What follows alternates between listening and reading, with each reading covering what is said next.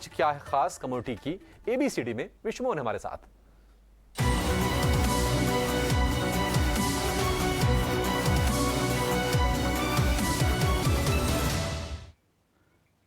देखिए, कच्चा तेल 15 महीने से ज़्यादा के निचले स्तर पर ट्रेड कर रहा है। ऐसे में ओपेक और ओपेक प्लस का रोल क्या है कि काफ़ी अहम हो जाता है। इसलिए हम ओपेक और ओपेक प्लस के बारे में आज बताने वाले। क्या है ये 1960 में एक कार्टेल बना था। जितने भी कच्चे तेल के उत्पादक देश थे, जो मेजर देश थे, तो 5 देशों के साथ इसकी शुरुआत हुई थी, जिसमें सऊदी अरब, इराक, यूएई, कुवैत, ईरान जैसे 5 देश हैं। लेकिन धीरे धीरे मेंबर्स बढ़ते गए, कुछ बीच बीच में मेंबरशिप छोड़कर भी जाते हैं, जिसमें इंडोनेशिया और कतर जैसे भी देश हैं, लेकिन बीच बीच में इनको होते हैं। तो ये मेजर है। दुनिया में जितना भी क्रूड ऑयल का उत्पादन होता है उसमें से 30% अकेले ओपेक उत्पादन करता है। और यहाँ पर इन मेंबर्स की सहमति के साथ नए मेंबर्स यहाँ पर आते हैं, लेकिन उनके लिए ज़रूरत यह है कि वो एक ऑयल उत्पादक देश होना चाहिए और उनकी एक्सपोर्ट में भागीदारी होनी चाहिए, तभी आप इस कार्टेल में शामिल हो सकते हैं। अब ओपेक प्लस क्या है? ओपेक के अलावा एक और संगठन दूसरा है जिसमें नॉन ओपेक कंट्रीज शामिल है, वो भी ऑयल उत्पादक ही है। उस ओपेक प्लस में सबसे मेजर जो प्रोड्यूसर है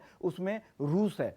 और ओपेक और ओपेक प्लस की एक बैठक होती है जो हर 1.5 से 2 महीने में हर एक मंथली बैठक होती है और बीच में एक बाई मंथली बैठक होती है। और उनकी जो एक मॉनिटरिंग कमेटी होती है जो पूरे प्रोडक्शन में किस तरह के लेवल्स रहेंगे, क्या करना है, डिमांड सप्लाई का पूरा सिनेरियो देखकर वो डिसाइड करते कि क्या करना है। तो ये एक मेजर यहाँ पर उनका कंट्रीब्यूशन होता है ग्लोबल ऑयल मार्केट पे, और वो अपने हिसाब से इसे ड्राइव भी करते रहते हैं। लेकिन अगर आप दुनिया के उत्पादन में हिस्सेदारी अगर आप देखें तो अभी भी दुनिया के सबसे बड़े उत्पादक देशों में अमेरिका टॉप पर है, क्योंकि उनका कंजम्पशन भी दुनिया में सबसे बड़े, वो कंज्यूमर भी है। वहीं दूसरे नंबर का सबसे बड़ा उत्पादक देश रूस है और तीसरे नंबर पर ओपेक का सबसे बड़ा मेंबर सऊदी अरब है। तो ये 3 बड़े मेजर प्रोड्यूसर है।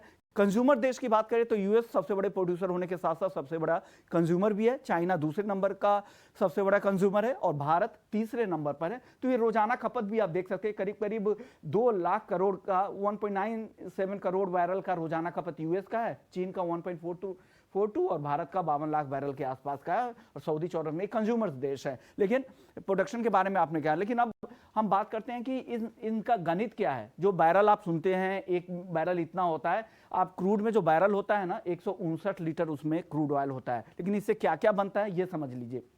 उस 159 लीटर क्रूड ऑयल में से रिफाइनिंग और मिक्सिंग के बाद इसे 170 लीटर बना दिया जाता है। फिर 73 लीटर पेट्रोल, 39 लीटर डीजल बनते हैं 170 लीटर में से। फिर 7 लीटर इसे केरोसिन और 51 लीटर ऑन कुछ पेट्रोलियम प्रोडक्ट्स बनाए जाते हैं। तो ये गणित है बैरल का। आप सुनते होंगे कि $70 $80 पे चला गया पर बैरल। तो बैरल क्या है? तो वही बैरल का गणित है 159 लीटर। तो ये कुछ बारीकियां हैं ओपेक प्लस की और ओपेक की, और साथ ही क्रूड ऑयल की।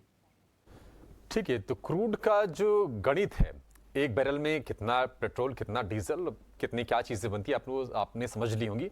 विश्व ने एक और छोटा सवाल जो शायद दर्शक आज के दिन खास तौर से जानना चाहते होंगे। क्रूड को हमने लगातार करेक्ट होते हुए देखा है, $73 प्रति बैरल के आसपास की कीमतें आ गई हैं। अब क्या इसके कोई संकेत मिल रहे हैं कि अब इस लेवल के आसपास थोड़ी स्थिरता आएगी, या फिर ये कमजोरी यहाँ से और गहरा सकती है? देखिए, सबसे बड़े जो 2 देश है लीडिंग प्रोड्यूसर है, रूस और सऊदी अरब, उन दोनों के बीच में बातचीत शुरू हो चुकी है। डिस्कशन पिछले हफ्ते से जारी है। इन दोनों कंट्रीज के लिए अगर 80 बैरल के नीचे अगर ब्रेंट क्रूड का भाव रहता है तो इनकी दिक्कतें बढ़ेंगी। खास करके सऊदी अरब में इतने सारे इंफ्रास्ट्रक्चर के प्रोजेक्ट चल रहे हैं ना, मॉडर्नाइजेशन पे इतना काम चल रहा है, वो कभी भी इसे टॉलरेट नहीं करेंगे, वो इंटरवीन करेंगे। अगर बाकी मेंबर नहीं सहमत होंगे तो सऊदी अरब अकेले उत्पादन घटाएगा, ये आप मान के चलिए। हालांकि अभी तक उन लोगों, वहाँ के जो ऑयल मिनिस्टर, उनका यही बयान आ रहा है कि अक्टूबर में उन्होंने रोजाना 20 लाख बैरल उत्पादन घटाने का फैसला किया था। उसी करार को पूरे 2023 तक जारी रखेंगे। उनको उम्मीद है कि बाजार वापस से ऊपर की तरफ जाएगा, रिकवरी आएगी और $80 के आसपास टिकेगा। और एवरेज प्राइस जितने भी ब्रोकरेज हाउसेस है वो भी यही कह रहे हैं कि 80 से 85 के बीच में रहेगा। ऐसी स्थिति में तो इंटरवीन बहुत ज्यादा नहीं करेगा, बड़े बदलाव नहीं करेगा। लेकिन $80 के नीचे अगर ब्रेंट लंबे समय तक टिकता है तो सऊदी जरूर उत्पादन घटाएगा, और उसके बाद से हो सकता है कि दाम वापस से ऊपर की तरफ जाए।